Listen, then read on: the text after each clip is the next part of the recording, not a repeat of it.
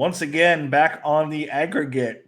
Where the fuck did you get a cowboy hat from, Leroy Johnson? When I was in Texas last summer.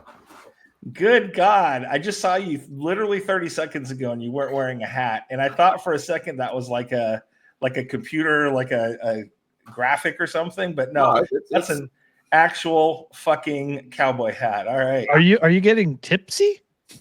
No, we were in Fort Worth, Texas, for one of my tournaments. And so I was like, let's just go ahead and, Haven got one too. So. All right. Well, shit. Let's do this then. So, emergency edition of the aggregate today. Breaking news. Luka Doncic, 25-year-old, almost 26, 5-time first team All-NBA, which, by the way, Stephen Curry is only 4 times first team All-NBA. 5-time first team All-NBA, 27, 8-8 every year. I think he was 38-9 last year. Just amazing player. Gets traded for Anthony Davis, who we all know is a big man stud.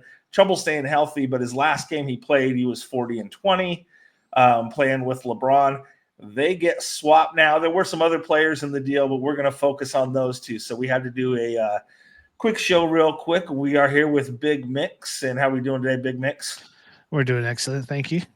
All right. And then we got Lil Nas X, Chocolate Thunder, down the Old Town Road with the cowboy hat. So, doing well. Shoveling a lot of snow, right, Jody? Pretty much, man. That's how I get my workout these days. Yeah. Oh, yeah. You know what? That's just look at it that way. Just a way to keep in shape, shoveling snow a couple times a day. Yeah. All right. So let's talk real quick about this trade here. We'll start with BJ here. Is this going to work on the court for either side? Yeah, I'm really confused about this one. I think the Mavs got the better of the deal ultimately. And the reason I say that is I think Luka and LeBron want to be in the same spots at the same time. They both need the ball. They both need the attention. They both want the points. The only good thing I can think of is that if they keep a stretch 5, if there is one, out of the way of the lane, because AD's been clogging up the lane on offense, you'll have more LeBron easy layups. It's the only thing I can think of that is a plus on the Lakers end. The Mavs end, you got a 20-10 guy who's a rim protector. Is he the piece they need? I don't know. Maybe not. They're going to lose a lot of point production and just the sheer fear of Luka with the ball in his hands. So I'm super confused in this. The only reason I thought it may be done is that Luka's Supermax kicks in next year. If they want to re-sign him, Mavs got to sign him out of Supermax. And he's been injured for, how many games has he played this year? 22, 25? He hasn't played since what, Christmas? Yeah. And, you hear the rumors about him being too fat to play and Zion Williamson himself out of the league. So I think the Mavs must have just been done with him, didn't want to pay his Supermax, and the Lakers wanted him for whatever reason, unless LeBron's ready to step back, retire, or sit down. I don't see it working on the court. Well, before we throw this to Jody, I'll talk about 2 of the points that you made. Number one, the Supermax was going to be 5 years for $350 million, give or take. So $70 million that he could have signed for him. Basically, the Mavs said, we don't want to pay you $70 million. You're not worth it. We don't trust you. You're not committed. So there's that. And then, with the LeBron thing, when they got Anthony Davis, LeBron really was saying, I want this to be his team. He wants the load off of his shoulders. He's 40 years old. He can still give you a 30-point triple-double every now and then, like he did the other night. For 40 years old, I don't think we've ever seen a 40-year-old play this well. So he's still going to give you his 27-7. But he does want somebody. It'd be nice for him to not have to do it possession in and possession out. So I think that's true. And then you're right. They need a stretch 5 or a rim protector or something like that. So I'm with you on all that. Jody, what do you think on this? Is it going to work on the court for either side? You want me to break it down? Break it down. I'll break it down. We'll go with the Dallas. I mean, everybody in Northern Dallas is losing their mind right now because of this.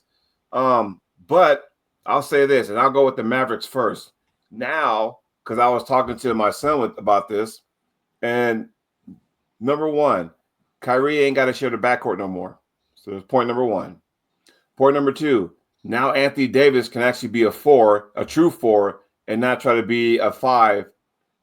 You know what I mean? Like, they don't have to do that kind of stuff. So you think about it. They still got Klay Thompson, kick it out. You still got Kyrie can, wind it down. You can kick it out. You can feed somebody in the post, So I think Dallas wants to make a statement now, but at the same time, you just went to the finals last year. So what was the problem? For the Lakers, are they going to coexist with, because sometimes you get too much talent. It doesn't always work, having Pippen, Olajuwon, and Barkley didn't work, right? So you try to get these mega teams, it's a coin flip, right? It didn't work. I think what it is that when you talk about championships in LA, it's either championship or bust. So you look at this way: once LeBron does retire or whatever and decides he wants to go elsewhere, at least you have somebody to build around. I don't think they trusted Davis because even like BJ said that, or even you said, LeBron wanted this team to be Anthony Davis's, but it's like, dude, sometimes you're not always consistent either. He's just as injury. So basically, you traded one injury-prone person for another injury-prone person. So it's almost like a wash as far as the health goes. But at the same time, it's like going, okay, yeah, Luka can be out of shape and still dominant where AD can't. If he stays on the court. Right. AD springs his finger, he's down for 3 weeks. So it's like, okay, fine. But, I don't know. I think it's more it was a power move, but it was more for the future rather than, win now. And I don't think they're done, honestly. Yeah, they can't be done because if Luka is not a defensive savant. No. So if you're playing him and LeBron out there, you got 50 points locked up on the scoreboard, but offensive guys are going to salivate. Curry's going to salivate. There's just going to be holes all over the floor if you got those two guys out there, and they don't have anybody that can back him up. Austin Reeves is not a stopper. I don't know what you're going to do defensively. Well, look at this way. I think because, like Jeremy said, LeBron's 40 or something like that now, and the only time LeBron did what he wanted to do is when he didn't have to be the ball handler. The last time he had a legit ball handler, it was what? It was Kyrie in Cleveland when they won that championship against Golden State. He didn't have to bring the ball up the court. He can go ahead and do other stuff because he trusts Kyrie to bring. You could trust Luka. You can't trust anybody LeBron had since Kyrie. You can't. You couldn't trust Westbrook because he made a bonehead turnovers crucial times in games. You can't trust anybody. That's just these are the facts. I mean, at least remember LeBron lets balls roll off his feet at half court. That's true. Like, he is not the most consistent ball handler either. So so that brings up another point. Like, who you got with the Rock on the Lakers? I guess it's Austin Doncic. Reeves. Yeah, Austin Reeves. Yeah. I mean, Austin Reeves can bring it up. Doncic can bring it up, which it's going to take pressure off of Doncic having Austin Reeves. And Austin Reeves is kind of like, I call him Alex Caruso 2.0 because he's that badass white boy. But the Lakers kind of realized what they had this time with Austin Reeves, and they didn't want to give him up. Dallas wanted him, but they didn't want to give up Austin Reeves. So especially with, they've gotten rid of a couple guards recently, but they've got Gabe Vincent now, who came over from Miami, who's a good three-point shooter. They've got Dorian Finney-Smith, who can shoot threes and is a 3D guy. So they're building the team. But that does kind of bring us to the next point of this, and that's why I posted this. These are potential lineups, again, kind of with what's left right now. And Jody, I think, said the right thing. There's going to be some more moves. If not this year, then during the offseason. So this might not be the picture's not painted yet. Right. But what do they need? And Jody, we'll start with you. Now that Dallas has the rim protector, the point guard, they've got the old, YMCA shooter out on the wing in Klay Thompson. What more do they need? They've got Lively, they've got a couple rim protectors, they've got a couple 3D guys. Do they need more, or are they good to make a run? Well, I think, here, let me ask you this question. had AD been on the Mavericks during the finals, I think it'd be a better series because, when you don't have big guys that can really do a whole lot, that's why Porzingis was doing what he was doing. That's why Al Horford was doing what he's doing. You throw Anthony Davis in the mix, that changes the whole dynamic because now you also got a rim protector and a scorer and defense where the Mavericks didn't have that. That's how I look at it. I think now, they're built like, hey, let's make a run at this. Whether Jason Kidd's happy or not that you got rid of your franchise player, it just goes to show you that no one's safe these days. But I think they're looking like that. Okay, this is what we were missing during the finals against Boston. So guess what? And now, when we go against the Denvers of the world with a big guy and stuff, we can go toe to toe with them. Yeah, I think they were missing that big man, especially offensively. AD can score from all three levels. Mm-hmm. He can shoot the three. They've got a couple big guys that are really good. Like Derek Lively's not on this lineup, but he's a really good big guy. But their big guys are rim protectors, they're finishers, they're kind of Tyson Chandler types. They're not scorers, so they're losing out on Luka, so they got a little bit worse offensively, but they got better defensively because Luka couldn't guard me at this point. He's just the worst defender, statistically the worst defender in the league. And so I think they were maybe a little bit hurt. Their feelings were hurt after the finals. And so they wanted, like you said, that big guy. And this is definite reaction to that. So maybe they can go with this. Maybe they're going to make moves, but I'm not sure where. What do you think, BJ? What do you think these teams need to add to get this done? And I actually think the Mavs are fine because you got PJ Washington backing up Davis. He's a good scorer there. Let me see who else. I don't think the Lakers could pull it off unless they get a rim protector. They got to come for the Time Lord, one of the Blazers or something. Somebody who can give them some decent minutes. I'm sorry, the Time Lord. I can't remember his name. Blazers, always injured, dreads. Are you talking about DeAndre Ayton? No, he has no dreads. Talking about Robert Williams? Yeah, the third. Okay. Oh, Robert Williams. Well, and that's what I said. We were in the text group today, and I said, if I were the Lakers, I would go for Klingon because we're not giving up Klingon though. But here's the thing: we're playing DeAndre, and when I say we're talking about the Blazers because we're all from Portland. So the Blazers are playing DeAndre Ayton 30 minutes a game and playing Klingon 10 minutes a game. So either play him or trade him. So if you're going to keep Ayton, or do the Lakers try and get Ayton? I mean, if I were the Lakers, I'd be picking on the Blazers because they've got two guys and they've got to move one of them. But yeah, I think you're right. I don't think Jackson Hayes is going to hold down the middle for them. No. He's athletic and he's young, but I mean, they need somebody a little bit better offensively and a little bit stronger. Do they go after Dwight Howard again? I thought of that too. I saw I saw a meme and I was just like, oh no, are they going to go after Dwight Howard? So yeah, that's rough stuff. But yeah, I think you're right, BJ. I think Dallas could sit pat and be all right in the playoffs. I don't know if it matters this year. If OKC gets off the bus healthy, I don't think it matters in the West. Because the Mavs are old, and I just see them dropping at the end of the season.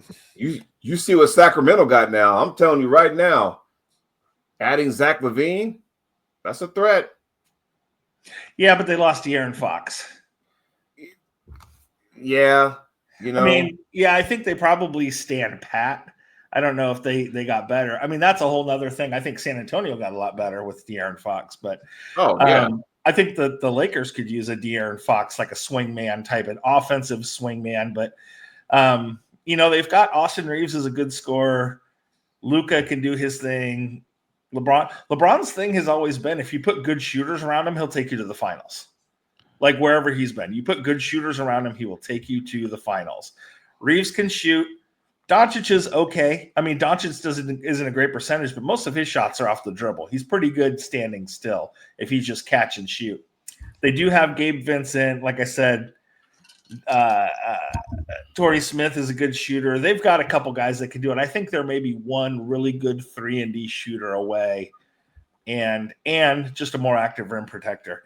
And God bless if it's Dwight Howard like that. Oh my God, that would be fucking hilarious. Well, you got to have a rim protector because I'm telling you, the one team that is the Achilles heel for the Lakers is always Denver. Doesn't matter. They were always, because think about it. Look how many bigs they got. Now, I mean, Aaron Gordon, right? Michael Porter Jr. and Joker. Not one of them is shorter than 6'9". And you're going to put that Laker team against them? That's why they always struggle. Yeah, I don't know. I don't think it's done. And I think that between now, so we have a few more days, and then we can kind of see what happens in this next few days. People might not make moves, especially the Lakers might not make moves. They might just want to get Luka back in a few weeks, and then play a little bit with LeBron, use the rest of the season as maybe a litmus test, and then try and see what they need in the offseason, because they don't know what they are with Luka to know what they're missing. Does that make sense? Yeah, it makes sense. I mean, other teams like, who is Durant on the market, or hey, do you get rid of Bradley Beal? Whatever, it's just one of those things, Or, and get this, blow your mind here. So the Lakers finally made a decision that isn't LeBron centric, right? They made a decision for their franchise. Yeah. Oh God. And Clutch Sports or whatever the agency is who's been running the Lakers basically. Right. So they said, we're going to get this guy who's going to be our dude for the next 10 years. Like, sorry, LeBron, you might only have 2 years left, but we're doing this for the Lakers. Right. Mm-hmm. So what if in the offseason LeBron says, boy, my time here is done, and tries to ship up north to Golden State where he kind of wants to play? So there's Do they still have 2 roster spots available there? You need to bring Nepo child Bronny with you. That would have happened. It was almost like, remember when Durant first went to Golden State? It was almost like, I hate the NBA now. Yeah. That's what I feel like. I think it would be a little bit different because you're not coming off 73 wins. You're not coming off Durant in his prime. You're talking about, at that point, a 41-year-old LeBron and a 37-year-old Steph Curry. Like, it's like life with Eddie Murphy and Martin Lawrence. Like, they're just 2 old dudes just hanging out. So you might see LeBron on the move. You never know. This whole thing might not be done yet. So we shall see, and we'll keep it posted. Anything else on this subject before we get into the highly heralded lightning round section of the show? As a Blazer fan, I sit there and kind of go, why can't we make any good moves? But if we're not going to play, and rightfully so, we're getting some wins all of a sudden now. So kudos to them for trying to turn things around. But I always felt that, and even Kendall and I have been talking, if Jody Allen would have sold the team to Phil Knight when he wanted to buy them, we'd be stacking. He got the money to go bring this person here. But who knows? I don't know. But I'm hoping we do something. But I like Donovan Clingan, and I hope that they play him more. I just don't. We had no identity, which is why I think we're struggling. We're trying to find out who we are, and now we kind of have a feeling who we are. So we'll see. But I know that had nothing to do with your question, but I'm just throwing that out there. I think the Blazers need to make a couple moves. They got to move Scoot or Anthony. They've got to move Clingan or Ayton. They probably have to get off of Jeremy Grant because he's getting a little bit long in the tooth, which, again, Jeremy Grant would probably be a pretty good fit on the Lakers, like a tall 3-and-D type guy who's looking for a championship near the end of his career. So the Blazers should be ripe for the picking to do some wheeling and dealing, but I don't know if they just want to stay pat and keep let's win 35 games again and have a shitty lottery pick and either be bad or be good. That's the NBA. That's how you need to be, and they're just right down the middle of the road. All right, so we'll go into the lightning round here, our fast and furious 5 questions at the end, and get to know you guys a little bit better and have some fun. So today we're going to start off with my ultimate favorite. You guys know what a Tecmo Bowl sucker I am. Wasted my whole youth playing Tecmo Bowl. And I don't know if it's wasted because I won that shit several times. I was a Tecmo legend. It taught me how to keep stats because this is before you had stats built into the video game. Yep, True. you had to tally how many rushes Peyton had and how many yards he got, and yeah, you had to keep those stats. So BJ, we'll start with you because you and I grew up in the same household, and we wore out Tecmo Bowl and pro wrestling and Ring King and Double Dribble, all those good sports games. Who was your go-to Tecmo Bowl team? Like you got one game to win Tecmo Bowl for your life. Who do you pick? Well, I'm not going to go with the obvious Raiders answer because I felt that was beneath me. So I'll go. I went with my second favorite or second go-to team, which is Chicago, and I wore out that Walter Payton down and up. It was run unstoppable. two. Yeah, run two. That was my go-to, and I love that. And I also like that he had Singletary on defense. He wasn't as fast as LT, but he could cover all the tight ends pretty well. Well, let's really talk about the Bears, who I think everyone understands is the best team at Tecmo Bowl. You had Dennis Gentry on the kick return. You had Richard Dent and Steve McMichael on the line. You had Singletary in the middle. You had Dave Duerson in the secondary. You had Walter Payton running the ball. You're throwing to Willie Gault. I mean, really, that was the most complete team, I think, in the whole game. So that's not a bad choice at all. Jody, who was your go-to when NES Tecmo Bowl was out? Well, before I get to that, I'm gonna break it down if you guys knew this or not. And no, I don't mean the Seahawks being pink and white in this game, but if you notice, did you look at the defense? There's only 9 guys on defense. Have you ever noticed that? Oh yeah. Like there are no corners. Your outside backer was the actual corner. Yeah, so look at that deep, like right here with the Giants. There's only 9 guys on the field. Did anybody know to pick up on that? Yeah, they're playing a 3-4 with 2 safeties who are in a 3-point stance. Right, and so my team would be the Niners because I always have Michael Carter as a nose guard who would just destroy everybody. So I would buck to everybody. Yeah, I mean you couldn't even fumble in this one. You threw a interception or was it completion? I don't think you could fumble in this game, but Michael Carter got a lot of sacks. And so if I played the Raiders, and that was the only team on the whole game that only had 2 running backs, by the way. So you could just sit there and just down and just dive, and you hit the quarterback before you got the ball to hand off or whatever. So that was cool. I like Miami, but there are, remember, these games only have 4 plays, and Miami only had 1 run play up the middle. Everything else was a pass. So it's kind of like they got predictable, but I'm sorry. When you got Roger Craig, I mean, can you really, Ronnie Lott? Come on. That was my team. Roger Craig, Ronnie Lott, Jerry Rice. Yeah. I mean, they were great. And you're right. Michael Carter was the one defensive lineman he was the fastest defensive lineman. Yeah. He was bar none the fastest By defensive far. lineman. Yeah, and if you got that quick twitch, you timed up that hut, and you timed that up right, you could get right in on the quarterback. So great answers, both of those. I think mine was Chicago first. An unheralded team that I really like to play with, though. I'll give a shout out to Dallas because I really liked running with Herschel Walker. He was that tight end hook too. Yeah. Well, first of all, they had a shotgun, and San Francisco had shotgun too, which was kind of fun. So with the teams that had shotgun were fun, and the tight end curl was good. You had Herschel Walker to both sides. Now, Bo Jackson was the legend, and people would bounce off him. But people forget that Herschel Walker was fast and strong in that game too, and so was Kevin Mack on Cleveland. Kevin Mack. Yeah, but Cleveland didn't have the supporting cast. Dallas had some good defensive players. You want to get Too Tall Jones in there. Randy White. You're right. You get some pretty good players in there, and you had Herschel Walker on offense. So I'll give a shout out to Dallas. But if I have to win for my life, I'm playing with Chicago.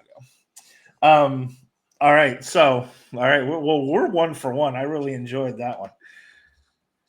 Jody, it's game night. You playing Monopoly? Or you playing Clue? Monopoly, all the way. You didn't even hesitate. I like to break people. I'm gonna buy the property, and then once I get all the 3 colors, then I'm gonna start dropping houses and hotels. And when you land on there, I'm breaking people. Jody, it's called Okay. Monopoly, not reparations. Yeah. He's like, nope, this is building right now. This Yeah, is I'm breaking everybody. gentrification.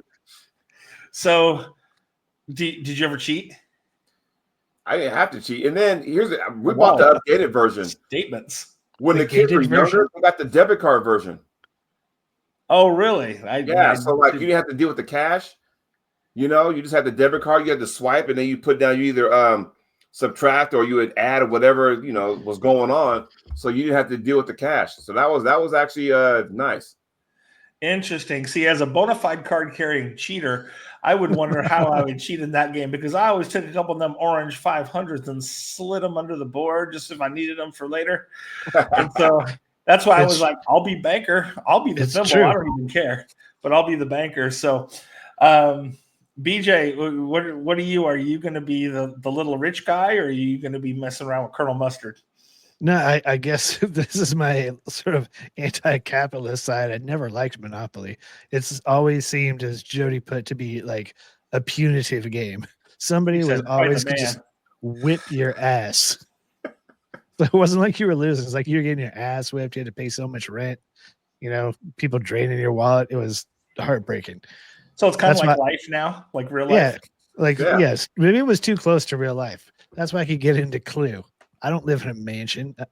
I never saw a candlestick for the first 15 years of my life.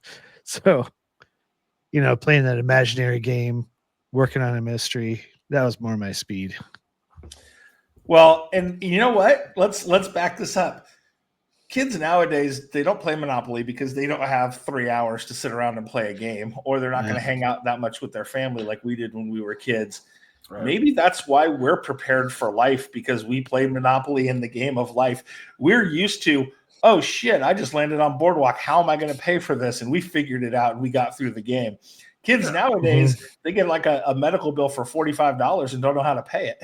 So we knew, we were like, Monopoly, kick you in the balls, you are down. And like you said, you just get punished. And there's going to be one winner who is Elon Musk and has like $8 billion. And then there's going to be a one looking like Smokey, like from fucking New Jack City. He's just a little crackhead who has no money. So yeah, you do learn to get beat down. I gravitated towards Clue, but a lot of that came because of the movie. Like I love the Tim Curry Clue movie, all of the big stars and everything. So that made me a little more toward the game and figure stuff out. So I was a Clue guy. Jody, we'll go to you on this one. So when we were kids, again, we didn't have the internet. We had newspapers and we had magazines, right? Mm-hmm. And at some point in your life, either if it was a gift or you were lucky enough to pay for it yourself at some point, you got a magazine subscription, and that shit came every week or it came every month, and you knew it was just the best thing in the world. What was your first magazine subscription you can remember? Hoop? Oh.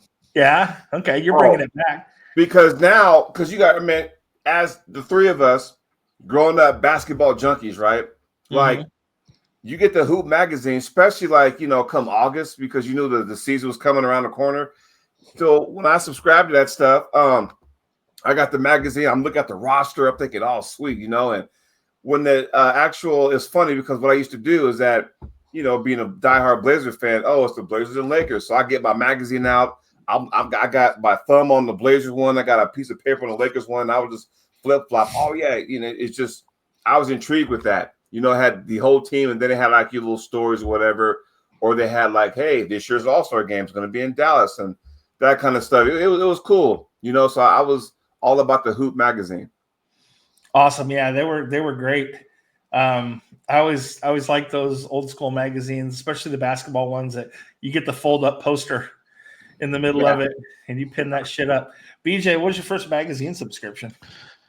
I was actually trying to drill way deep, see what I can remember. The first thing I can remember was this was a subscription to this card company called Wildlife Treasures. And they sent you like this green box, and every week or 2 weeks or whatever, they'd send you like 5 cards. And on the front was a picture of an animal. On the back, it was like the taxonomy of it, where it lived, all this stuff. So, Now sorry. being in that household, I remember, and when Big Mix is talking cards, he's talking like 3x5 index cards, if not bigger. I think they were bigger than that. They may have been like 5x7 or something like that. Like they were big and they were thick, made in America, like heavy duty cards that were educational. Like you got fooled into learning because they were so cool. Yep. That's how they work you. Yeah, but they were so cool. And then you put them, you got your little box and you put them in the collector box, because I believe, I think I got that hand me down from you. And probably did you put your weed in there? Yeah. Hey, BJ, was those cards or whatever that you had them and you could trade them in for you could upgrade or something? Oh no, if I would have known about upgrade, I'd have been interested in that. No, they were just educational cards you collected. Oh, okay. I thought you could upgrade and go, okay, I've read these already. I'm gonna go ahead and you get the next edition or something like that. No, that'd be cool. That'd be like a transformer of cards. That'd be amazing. Right. Like the Netflix of cards. Right. I'm done with the cheetah. Can I trade up to the antelope? Yeah. No, they were just collectibles, and they were wildlife cards. That's a deep bomb, but I remember that now. That's jogging my memory. I thought you were going to say Reader's Digest. Why? That was at my grandma's house. So and mine was pretty basic. I was a basic bitch. Like I remember the first subscription that was my own was a gift, and I was probably 8 or 9. Sports Illustrated, you get the subscription, you're getting Sports Illustrated every week. But as a kid, what really fucked you up was you watch the commercials, and it's like, oh, you get a free phone, and you get a free Chris Collinsworth sweatshirt, and you get this, and you get that, and it's like, but that's if you paid the whole year in advance, and the parents never paid the whole year in advance. They paid that monthly. So you never got that free football phone, and you never got that cool blanket or whatever. It was just a big tease. But you got your Sports Illustrated every year, and you're just like, ooh, Alex English is on the cover. Or you get like a poster of, Henry Ellard or something and put it up on your wall. It was fun. So good times. All right. Let's go to the next one. Jody, we'll start with you. Who's the bigger what if they didn't get injured? Is it Brandon Roy, a.k.a. The Natural, or Derrick Rose? That's hard, man. I mean, honestly, that's a coin flip. Because had both guys stayed healthy, we'd be talking about our franchise in a different light. We'd be saying what if. We can kind of say what if, with Brandon Roy, but you kind of saw what happened with Chicago, because when Derrick Rose got Rookie of the Year, right? And they were like the 1 seed, and they got beat by the 8th seeded Philadelphia team. It's like, how in the world did y'all lose to them? But there's always that what if, okay, there's LaMarcus Aldridge, there's Greg Oden, there's Brandon Roy. That was the 3. And we sat there, every Blazer fan, you two included, we were like, this is the squad. We got championships coming our way. And it was like, damn, now it's not. So it's kind of like, I would say it would have did more. I might be biased when I'm saying this, but I thought it had Brandon Roy not got hurt, we would have never, first of all, we would never drafted Damian Lillard, first and foremost. So let's put that in perspective. If Roy never got hurt, Dame Lillard would have never came to Portland.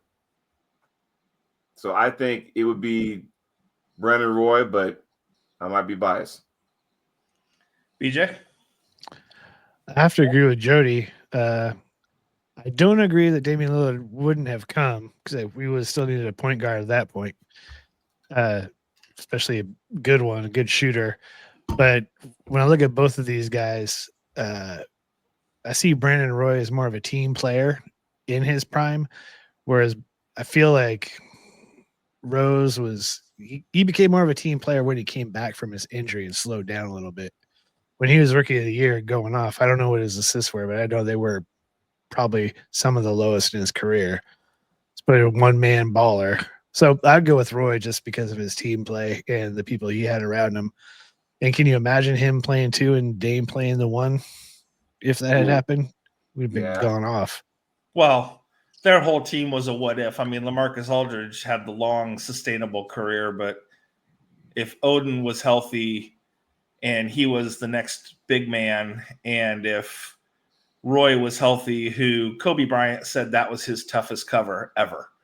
He said when Brandon Roy was healthy, that was his toughest cover because he came in with all the skills. Roy had all the fundamentals but then he had a little bit of flash, and people were like, well, he's not that athletic, but all of a sudden you look up and he's dunking on you. Have you seen him dunk on people on a fast break, or even just like, top of the key, all of a sudden he just crossover, goes down the lane, just goes up on anybody? Like, come on, man.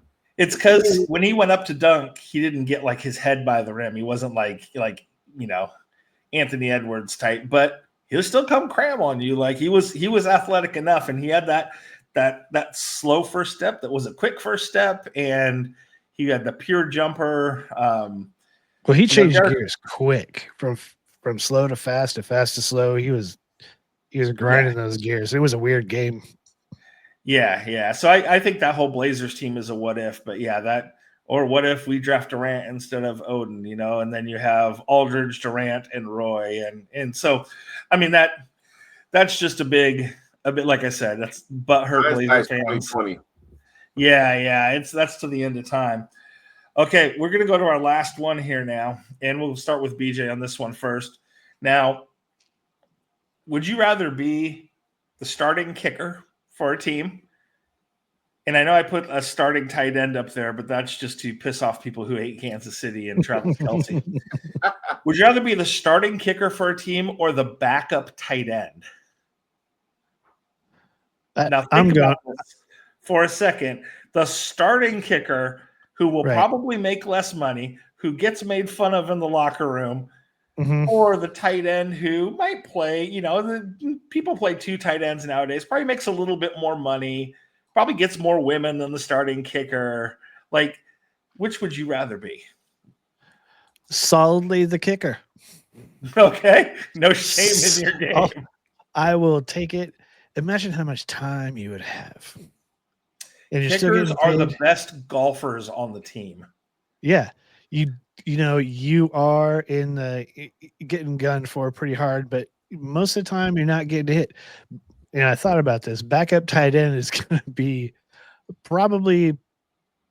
What do you think you're going to put him on the backside if he's blocking as a second tight end?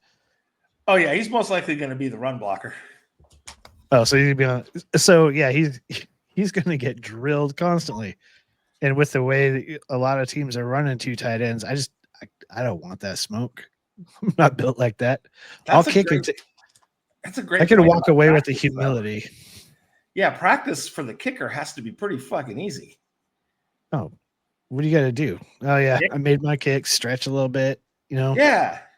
Have you seen the guns? The guns on some of these kickers' arms lately? All they're doing is working out. Yeah, that's a hell of a point. Jody, backup tight end or starting kicker? Starting kicker. I mean, think about it. I mean, of course you could say, yeah, they don't make as much money, but let's be real, man. I mean, they got nothing else to do. And I'm sorry, I don't see anybody making fun of Chris Boswell. He was so accurate, and they got a longer, sustainable NFL career. Yeah, what CTE? Because think about it. Exactly. A backup tight end, but yeah, it's almost like it's the same as being the backup quarterback that won the Super Bowl. Yeah, you got a ring, but you're the backup quarterback. You see what I'm saying? Yeah, and backup tight ends, nowadays they play. I mean, a lot of BJ's right. There's a lot of 2 tight ends, so you're going to play. You're just not going to be the main focus, and you're probably the run blocker. The starting tight end's probably the more receiving tight end. But yeah, the kicker, boy, that life's pretty good. You kick for 15 years, and then you ride off into the sunset. And what disappoints me though about all kickers, nobody's wearing that single bar. Like I want that old 1 bar face mask. These guys are wearing real face masks nowadays. Yeah, you want that Nick Lowry That's right. That's right. So, Oh, and where did the kickers go that like took their shoes off and kicked barefoot? yeah, Like what happened to those good old days? the league got Like, soft. I think Made him wear you guys- shoes. Yeah, I think you guys are right. I think I think it's going to be the starting kicker. So I've got one more thing to share with you, and I saw this. I'm going to put this on real quick. I saw this on social media today. A fun little jab at the Luka trade. Rob, you SOB, you pulled it off. Luka for AD, you're a genius. I really am, huh? Now that it's all final, there's something I've been wanting to tell you for a long time, LeBron. I love you too, Rob. You right in your mouth. What? The days of you bossing me around are over. I'm not your bitch anymore. I'm Luka's bitch. Yeah, he's my bitch now. I'm the new king of LA. Now you better get in line before you end up like AD. I have a no trade clause, butthole. But does your son? Sure would be a shame if I sent him to Charlotte. He'll never make it there. He needs his papa. Then get in line, papa. Now go paint on your hairline and let the big boys do business. Wow. So yeah, I saw Ruthless. that. It was ruthless, and what's funny about it is you called it, BJ. You're just like, if you get LeBron, you need 2 roster spots, or else they're gonna ship off Bronny to Charlotte, and not even Charlotte to Charlotte's G League. Although Bronny is like a G League god, like he scores 30 points a game in the G League, but he is like a 10% shooter in the NBA. It tells you the difference between the G League and the NBA. Yeah, if you want some good commentary on Bronny, there's a podcaster called Angry Old Hoops. Check him out. He hates LeBron. He wears LeBron as a bitch t-shirts, but has him and his crew have some pretty good stuff to say about the Bronny James thing. Well, I'm gonna say this and then go ahead and call it a bow tie with LeBron.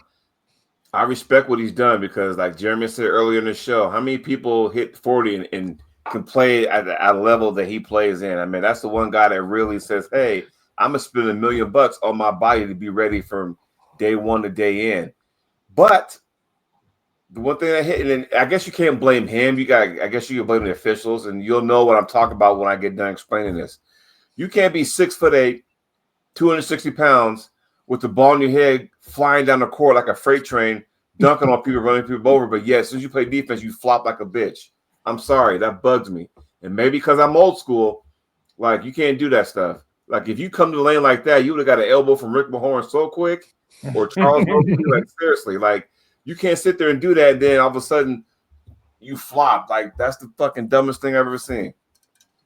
Especially when he getting caught with that clip in the Olympics with that French dude. Yeah. Yeah, and if you're gonna flop, I'm sorry, you can't flop to the French. No, Yeah. Especially like if you want to flop to somebody from Eastern Europe, like if Ivan Drago hits you from Rocky IV, that's Right. okay to go down. a Ukrainian. But if you're gonna flop to like Pau Gasol, then I'm sorry, you deserve the mockery that you get. So let's close this up. We'll see where this ends up. Who knows where this crazy trade is going to end up, and if we're done. And we'll be back here soon. Football season is going to wrap up, and then we're going to dive heavy into basketball a little bit more, and really heavy when the playoffs start. So we'll see if any more moves are made, and we'll have you guys back on again. So we'll go ahead and sign off now for Big Mix and Chocolate Thunder. Thanks for being here, guys. We appreciate having you. Have a good night. Don't forget. Tuesday, February 25th, Lakers Mavericks. Oh, yeah. So Tuesday, mark it on your calendars. Tuesday, February 25th, Lakers Mavericks. Can you imagine the build up for that? Oh, that's going to be saucy, especially aggregate live reaction. Oh, you're gonna get. First of all, I'm already calling it. Doris Burke is doing the game. I don't care what no one says. So. No, thanks. Okay, then we'll be back that week of Tuesday the 25th. Probably, I imagine that's a late game, so maybe the day after or something in LA. It's that crypto. So okay, then we'll come back and we'll give our reaction and we'll see how we end. Great point, Jody. Thank you for that. All right, we're gonna end now. You guys have a great night. Good night. Thanks. Later.